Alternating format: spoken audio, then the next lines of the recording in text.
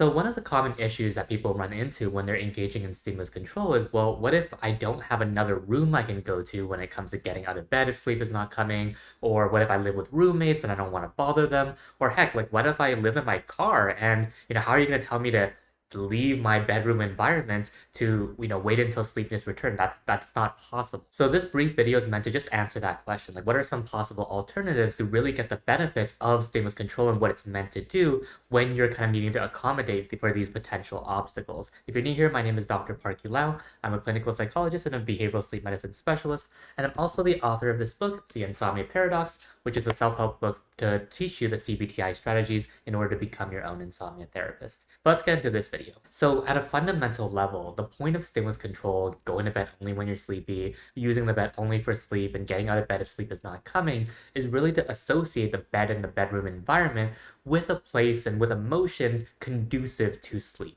So technically, you don't have to get out of bed necessarily in order to associate the bed with this sense of relaxation and positive emotions that are conducive for sleep. You can technically still be in bed as long as you are in a relaxed state. So one strategy that can be helpful is to take a rest is second best approach. So instead of tossing and turning, being frustrated that you are not asleep at this moment, which is of course going to contribute to conditioned arousal, make the bed and bedroom associated with wakefulness, one thing you can say to yourself is, rest is second best, and I'm still getting some restorative benefits just by virtue of being in a relaxed state. And if this rest is second best approach doesn't really resonate with you, where you're like, yeah, that makes sense, but I can't really force myself to feel like I'm just resting, like I just feel like I'd be tossing and turning, then a second approach that can be really helpful is to engage in something called counter control, where counter control is like stimulus control, but you engage in the relaxing activity or the enjoyable activity in bed, where maybe you're sitting up in a slightly different position. So if you're usually on the right side of your bed, you're now sleeping or sitting on your left side of the bed,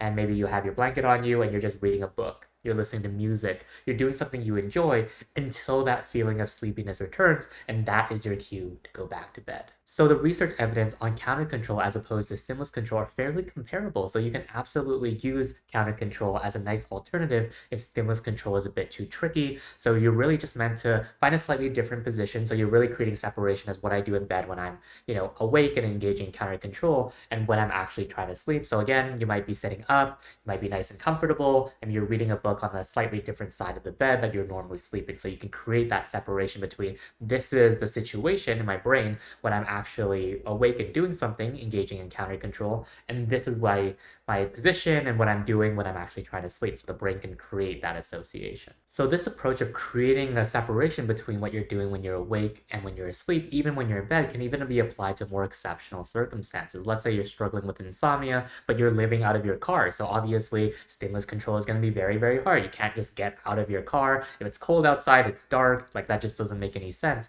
But one thing that you can do is to set the situation so that there's a clear separation between what you're doing when you're sleeping versus when you're engaging in, let's say, counter control or stimulus control, where let's say there's a certain blanket that you only bring out for sleep, and if you're awake, then maybe you put that away, or you set your environment up in a way that's very clearly, this is my awake time and this is my sleep time, just so that there's a little bit, again, that brain separation between this is what I do when I'm asleep and this is when I'm awake. So it's not the best practice, whatsoever, but it can be quite helpful in certain situations where, best is not what we're looking for, we're just looking for good enough. So hopefully this video was helpful for you to understand that CBT-I doesn't have to be done in this cookie cutter formulaic way. It can be done very creatively based off these higher level principles of, for example, in this context, associating our bed and bedroom with sort of this feeling of relaxation or other emotions that are more conducive for sleep. If you enjoyed this video, consider subscribing, watching another video. Otherwise, I'll see you in the next one. Bye-bye.